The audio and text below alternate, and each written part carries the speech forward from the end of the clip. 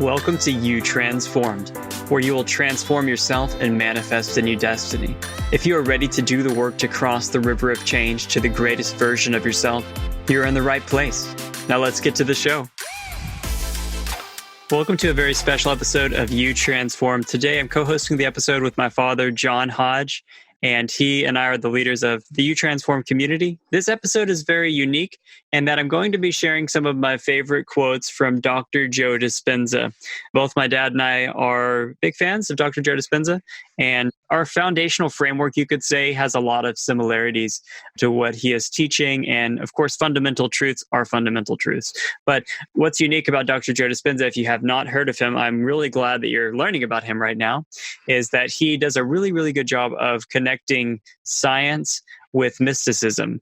He actually does bring scientists and researchers, and they do brain scans and they do all these different ways to measure DNA, telomeres, so many different changes during the live events that they host. And there's so much research that's showing the truth of reality and what is being taught. So it's a spiritual teaching, but one that is also now founded in science, such as in the emerging areas of psychoneuroimmunology or epigenetics or quantum physics. And I'm not going to go into great detail about his story, but long story short, he did heal himself when he was younger without a guide, without a specific teacher. I mean, other than, his inner being or source guiding him, but there was no one offering this particular type of teaching to him at the time, but he knew there's something within him that had its innate ability to heal. And that was something he did when he was, I believe, 23 years old. And since then, he has written several books. He holds live events, and we're going to share some quotes. The first book is Breaking the Habit of Being Yourself, which I'm actually rereading right now. And just really quick, before we even get into the quotes, Dad, do you have any comments about Dr. Joe Dispenza or anything the work has done for you? I really like Dr. Dispenza's work. I was rocking along doing all this for all these years, and it was very good to hear somebody saying some of the same things that I've been doing. And I know how everybody feels good when they hear that, Mm-hmm. But to hear the science about it, I've been doing many of the things that he's been doing. They were taught to me a little bit different way. Everybody's background is diverse. Mine's different in some ways. So, the way I learned some of these things was a little bit different, but it was refreshing. And it's been very enlightening in some areas to really help further crack the code, you might say, to the reality and how we can really improve our lives and manifest our new destiny. Absolutely. I think that's an amazing thing. And he's breaking down a lot of barriers because I think he says something along the lines of science is the modern language of mysticism. I mean, science is always on the cutting edge of discovery, whereas in our generation or at this moment in history, we've kind of just assumed science is this sterile, these researchers who are only studying physical matter or the world that exists. Whereas if you think back to scientists over the last several centuries, you could say they were on the cutting edge of proclaiming things that no one believed to be true, whether it be the world being round or us orbiting around the sun or these other theories that just seemed preposterous beforehand. And I think we're actually, at the precipice of so much more information coming through, and he is leading the charge in a way that is scientifically founded, which is helping a lot of people. So the first quote I would present, and we're going to present some, and this one again is from the book, Breaking the Habit of Being Yourself, highly recommend reading it, is the quantum field responds not to what we want, it responds to who we are being. What do you have to say about that one? Well, I'll go back to how I was first taught that. And I was being told that being is everything. I mean, how you be, and to be pure in the way you be. And my connection has been, people would call this a little esoteric, but, I'm contacting my higher essence, contacting different levels of consciousness. And these different levels of consciousness are telling me that. They're saying, how you be is how you're going to manifest, is basically what they were saying. The connection that I had was really through the Christ consciousness, because most of my work over the last 20 years is very deeply connected. And now this is a label, Christ consciousness layer of consciousness, very high vibration, very pure frequency. And my guides have been telling me for years that I have to be pure in all aspects of my life. And really what we're talking about here is the quantum field is, it responds to that purity. It responds to that you being in that state of purity. And really in all aspects of your being, your body, your mind, your emotions, all these things drive that manifestation in the quantum field. So, yeah. And actually for me, after I learned that, after they burned it into my head for many years, actually, it's very simplistic. They kept telling me it's simple, and the thing that's hard for people is, what would you call it? All of our bonds and attachments and things getting our way for a long time before we get them, we finally get them cleaned out of the way and things start opening up for us. Yeah, absolutely. And like the quote says, the quantum field responds not to what we want, but who we are being. So even if you're not being pure, I mean, if you have a lot of impurities or you have a lot of things that are stopping up your lower chakras or your lower energy centers, for example, that's why you're getting that back, even if you want something better. But yeah, we'll get into some quotes in a little bit that will dive in even deeper into this. Here's the next quote, and it's similar, but a little bit more detailed. You may want wealth. You may think wealthy thoughts, but if you feel poor, you aren't going to attract financial abundance to yourself. Why not? Because thoughts are the language of the brain and feelings are the language of the body. You're thinking one way and feeling another way. And when the mind is in opposition to the body, or vice versa, the field won't respond in any consistent way. So what do you think about this one? That kind of goes to the part where I was talking about, having all the aspects. If your body's out of alignment and energetically, and chemically, and it has impurities, that's the way I think about it. Energetically, it has impurities because your energy centers they have like little brains in them that wire and fire also. So let's say you had an event that happened that wired and fired into your second chakra, like a family event. You had a really bad event and it wires and fires that little brain and the chemistry in that energy center. And you really don't do anything to release that. It stays in there. And even though you're thinking of something else, you haven't released that energy from that lower center.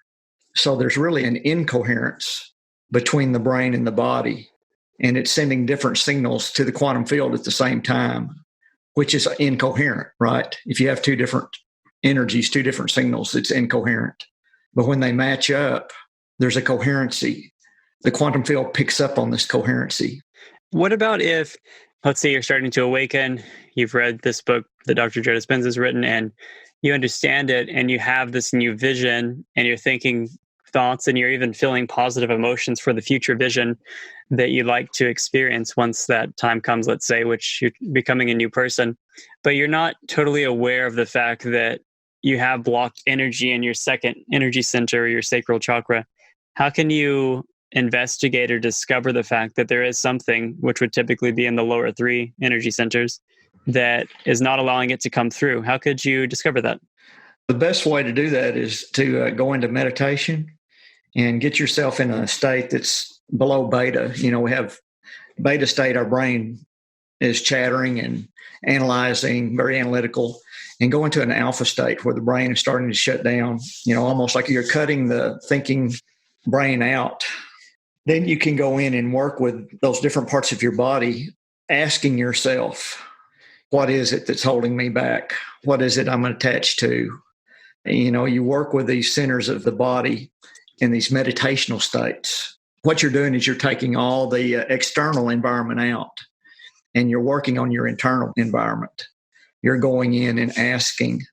And first you start with the things you do know. If you know you have a problem being angry or you had an issue with someone, you can start bringing those up in your meditation and offering them up to clear. And in my experiences, I've started opening up and clearing the things that I know about. After I started to get those out, other things started surfacing, along with those. And then I would address them. And it was like a process of working on the things I do know. And after you get them out of the way, the things you don't know start to surface. And then you work with them. It's a process of going into these meditative states. and working with these things and still having your vision. You can have different parts of your meditation. One is where you're working on these attachments you're trying to release. And then the other is where you're seeing your future vision and drawing yourself to it or drawing it to you. So you're getting into a meditative state and you're filling the energy in the energy centers, or doing something like the balancing of the energy centers meditation, which we offer one of those within our community. And one thing I love that Dr. Dispenza teaches is that, let's say you were sexually abused as a child, and you, of course, you know this, and you probably assume that's a reason why you're having issues in your first or maybe second energy centers as well. Some people advocate, hey, you've got to do some sort of therapeutic method, really dig in, really figure this all out, why it all happened, et cetera, in a couple-year process. Whereas Dr. Dispenza, the way he sees this is it's not necessary for you to shine such a light and try to figure out the exact root cause of why you have this persistent emotion, but rather choose a more loving emotion to replace it. It's not that you're totally killing it in that like it could never exist, because we could all feel any emotions still, but we're choosing to be at a higher frequency and we're choosing something so much more loving. So it's not a requirement to go down this several-year path that you'll see people who go to therapy or work with counselors for a very long time and still feel the exact same way. Very true. He does have a statement. What is that? Become greater than that emotion in a way that is positive. Mm-hmm. So if you have a negative emotion, you override that with a positive emotion. That's also something that I do in meditation is I use that thought, that energy and that thought of something very positive over that thing that I want to override. Personally, I'm kind of selective about those things. I'm working on individual things at a time. And I've always found that things do surface and then I release them. Something else that I've discovered over using these energy balancing meditations for a good while now is because I'm paying attention to all those areas all the time, I'm becoming very sensitive to changes in those centers themselves. I can actually feel the energetic changes. And when that happens to me and it doesn't feel right, I automatically know that I need to do something with that. So, all of this is the more you do it, the more you work with energy, the more awareness you have in it, the more feeling you have with it, the more sense you have with it, the more understanding and knowing you have with how it feels and how it's supposed to feel. And each one of these energy centers is different, and they all kind of have a different feeling to them. It's really important to be consistent and do the work with these centers, and you'll get used to them, those energies, and you'll get used to releasing. And it's just much easier as you go along, working with these things. Absolutely. It's like going back to school. If you're choosing to live a more amazing life, one that you're in more control of, you could say. That's great.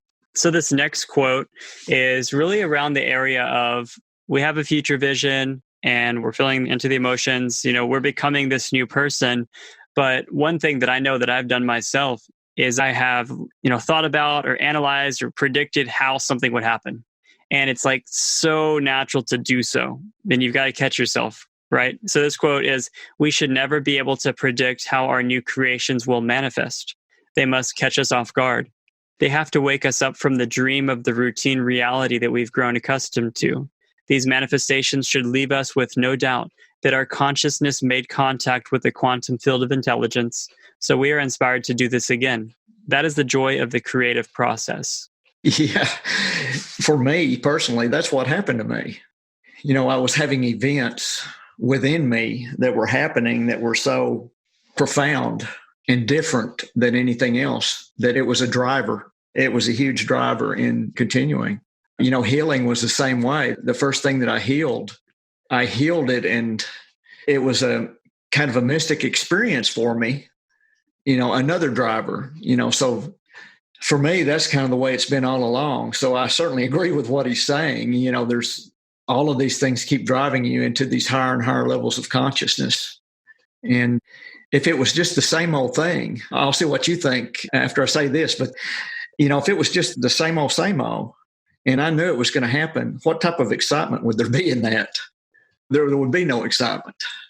There wouldn't be. I mean, and life wouldn't be as worth living, you could say. I mean, it wouldn't be a joyful, creative unknown that you're living in. That's what's interesting about it, because we actually are creating certainty, knowing that we're deliberate creators. Like if you follow the process and the formula and you understand all these things, it's not that you are like, it's never going to happen. You actually know it will happen, but you don't know how or when. And it happens in a way that's even greater than you could have expected.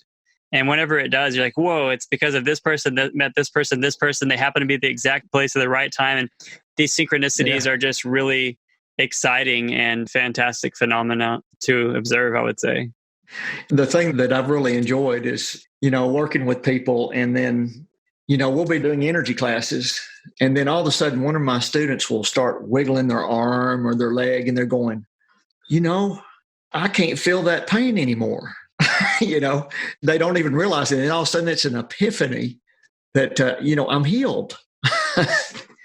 There's great joy in that, and seeing that in the students in their life. And not only is that that experience for them, an experience for everyone else, in the class, that's sharing these experiences that happen. A lot of these things are spontaneous just in class. That's awesome. Yeah, because you weren't like, hey, in today's class, you're going to release this healing for the rest of your life. No. 10 minutes in. Those are amazing experiences to have. So for me, it's just letting go and allowing. When you let go of all this and you allow, the quantum field is going to select the perfect solution. That's hard for me, and I'm sure it is for everyone else. At first, it was kind of hard to trust that. After I had that first mystical experience, that really strong experience, then it was a whole lot easier to trust. And over the years for me, and I know a lot of other people are like this, I continue to have these experiences, and they are like that all the time. They catch me off guard, and they're really joyful now, to have these kind of things. We have things that can come into our life that can seem negative, but they're not. Especially if you're in alignment and flow, and it's like it's because something was needing to fall away or change for the better.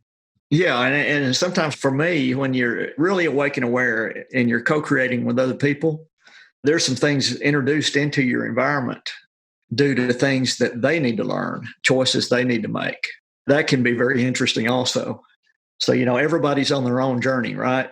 We're all going down our same path. There's a lot of us that are together, like you and I and everybody in You Transform. We're all in a group here and working toward manifesting something much greater. But we all have these individual things going on. So there's little things that come up at times. And usually they end up being very good things. But even as they're happening, they seem like annoyances sometimes, of course. Yeah, right? they can seem negative, but they're, a lot of times they're not. COVID-19. Yeah. It seems that way, but Yeah. So I'll move on to the next one here. And so it's as you continually think about your problems, consciously or unconsciously, you will only create more of the same type of difficulties for yourself. And maybe you think about your problems so much because it was your thinking that created them in the first place. So yeah, this one is just a straight example of the law of attraction, meaning that all these things are related to the law of attraction, or what we're creating is going to be brought to us, you could say. But I mean, if you're thinking about your problems consciously or unconsciously, so how would you say you're unconsciously thinking about your problems? Unconsciously thinking about the problems is just, you're just going through life and you're so focused, so laser focused on the material world, or, the 7 or 8 voices going off in your head, that you're just going through life in a default mode. There's so much of everything coming at you that you can't put your attention on any one thing. Your awareness is not there. You're just from one thing to another. Your life is incoherent. So you're saying that you're unconscious anyway, like, because in the spiritual circles, you could say there is the term being unconscious, which would not be awake, right? Or not be woke, as people say as well. Yeah, that's right. I was trying to think of it. Jesus had many different parables about this. He talked about this in very rudimentary ways so the people he was talking with could understand them. But, he's talking about sowing seeds in the soil and those type of things, growing weeds. That would be planting a garden unconsciously. I go out and throw seeds on the ground, put water on it, and don't worry about anything else. What's going to happen?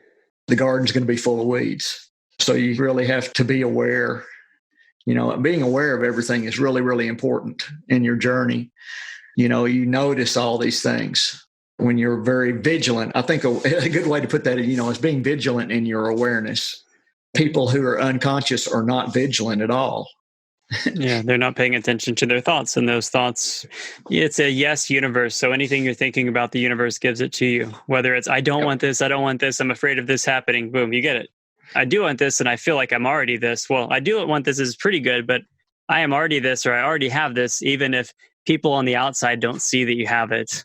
You already know you are that and already have it. That's, of course, when the universe is like, oh, God, this one's not playing around. I better give him this. Yeah, because the amount of energy you put into that, the universe is watching that.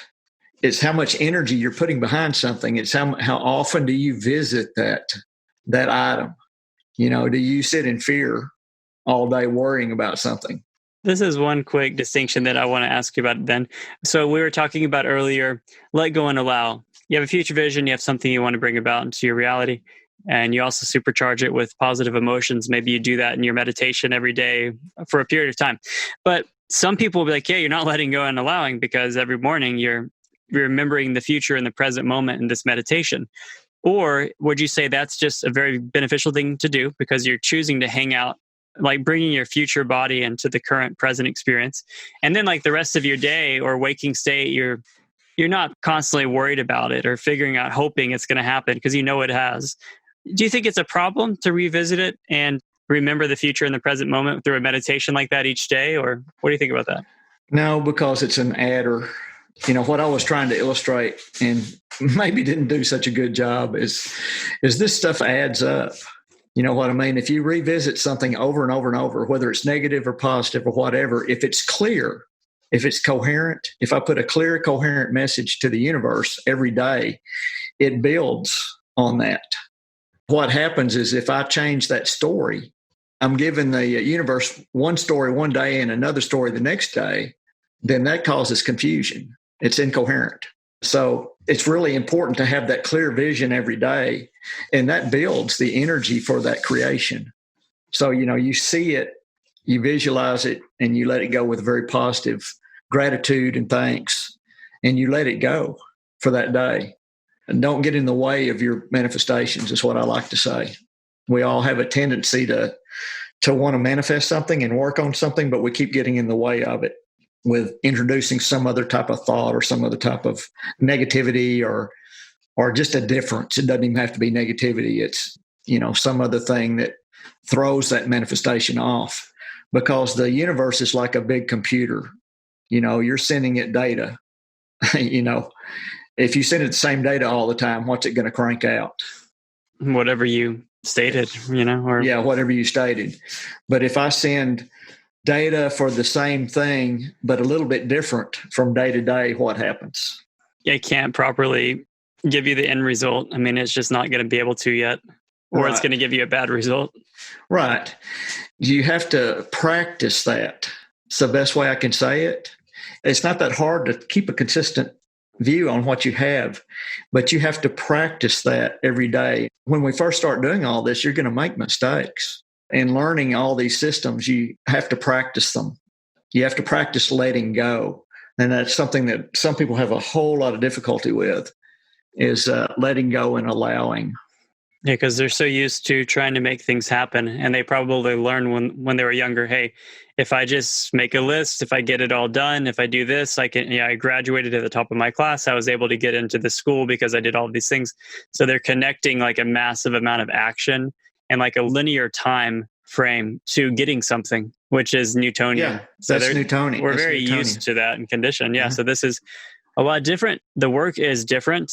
I do like to use the word work, and I know you do too. It's not, digging a ditch or something, but the work of choosing, because let's say you have cancer or some other really difficult ailment, and choosing to say, I am health, and having a mantra like that and telling yourself that throughout the day, as the work. That's really hard whenever Yeah. you physically feel pain and things like that. But that's the work that really crosses the river of change. I use mantras a lot, affirmations. I do a lot of affirmations every day. The reason being is we're in a material reality and we're in a reality that changes from day to day, of course, and your situations change and your choices come up and things come in that change your alignment. And by reaffirming these things every day, what you do is you bring yourself back to center and you keep yourself lined out. And, I use the affirmations, but I don't think about it. I let it go after that. That way, there's not resistance of you like trying to force it. Yeah. Yeah. I'm not trying to force it. I'm just affirming this is the way I am. That's another part of that future vision part, right? If I say I'm a master and see myself as a master, and I'm talking about self mastery or whatever, or I am love, I'm unconditional love, I'm peace. I see myself as that, especially if something comes along in your day that's kind of difficult for you. Yeah. You can reaffirm those things and it helps to do that, especially in the beginning, but I still do it. I don't know about you, but I still, I use affirmations every day. For me, the best time to do those is first thing in the morning and last thing at night. When your subconscious is still able to absorb it in and it not just be like an analytical thought. Yeah. That's absolutely amazing. I'll move on to the next one here. This one is specific to our body, you could say. As a result, we can signal our genes to make new proteins to change our bodies to be ahead of the present environment. So on this one, I know that Dr. Joe Dispenza, he's talking about signaling your genes, such as through a meditation. If you have the vision for your body to be stronger or to overcome a certain illness and to be healthy and vibrant again or something like this, you're actually signaling epigenetically for there to be changes in your body. And it makes these new proteins and your body is changing ahead of the present environment. So you're creating that future body in the now moment. I don't know what else you'd want to add to that. When you look at his data and you look at the things that they're studying and the things that have been happening in their events, and it's things that I've had happen in my classes also. It's all about, how much energy you put behind this and how clear it is. You can almost have an instantaneous change in your body if there's enough energy behind it. Or there's people who work through a process that takes them several months, but they still get it done. And there's these epigenetic changes that are going on in the body. But it's about you having a clear message to your body. We're going into meditation and we're getting past, we're going out of beta state, we're going into alpha or theta, even sometimes into gamma, at these really tied into the source in that gamma state. And then there can be even instantaneous changes in your genetic makeup. But for a lot of folks, it can take a while to do that because there's things that they have to get out of the way to get enough energy there and rewire and refire chemically in their body in some cases. But they do get there with consistency and doing the work. Absolutely. I know one incredible insight from his work is that, and I don't know the specifics exactly, but energy is able to signal the cells or the genes within the cells, the DNA material, to do something at a higher rate, so much faster than chemicals do. So it's like the difference between energy affecting matter, energy literally affecting your cells to create healing versus taking a pharmaceutical, right? Some sort of medication that is going to also make some sort of change. There's a dramatic difference. It's so much more potent, the energy. And that's something that they're studying right now that I think they're still on the cutting edge. And that's really quite amazing. Everything is energy anyway, right? It's either slowed down or sped up or whatever. All these organs, everything in your body, the cells, the organs, the energy centers, all these things have a frequency. I call the perfect frequency for them. Their divine frequency. And, it's when that frequency isn't right, when things get awry, like cancer is a imbalance in that frequency, or which creates an imbalance in the rest of the body. The chemistry, the cells don't talk right to each other energetically. So there's a mutation in the body.